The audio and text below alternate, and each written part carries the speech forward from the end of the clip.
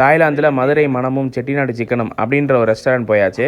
போய் அந்த மெனுவை புரட்டி பார்த்துட்டு அதோட மெனுவை தள்ளி விட்டு, ஏன்னாண்டா நம்ம எப்பயும் போல் ஒரு பிரியாணி ஆர்டர் பண்ணுவோம் அப்படின்னு ஒரு சிக்கன் பிரியாணி ஆர்டர் பண்ணியாச்சு.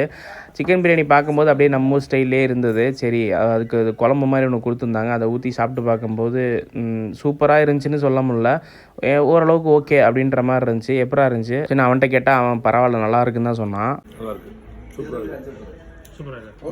அதை சாப்பிட்டு முடிச்சுட்டு அடுத்து நாங்கள் ஒரு ஃபுல் மீல்ஸ் ஒன்று ஆர்டர் பண்ணியிருந்தோம். அதில் வந்து என்னென்னா உங்களுக்கு பார்த்தாலே தெரியும், நம்ம ஊரில் எப்படி ஒரு மீல்ஸ் ஆர்டர் பண்ணால் என்னென்ன கொடுப்பாங்களோ அது எல்லாமே கொடுத்துருந்தாங்க. அதையும் நம்ம வாங்கி சாப்பிட்டோம். ரொம்ப நாளாக அந்த தாய்லாந்தில் போயிட்டு நம்ம ஒழுங்கான சாப்பாடே சாப்பிடல. வெறும் அந்த குப்பூஸு, சாண்ட்வெஜ்ஜு, சவர்மா அந்த மாதிரி தான் சாப்பிட்டோம்.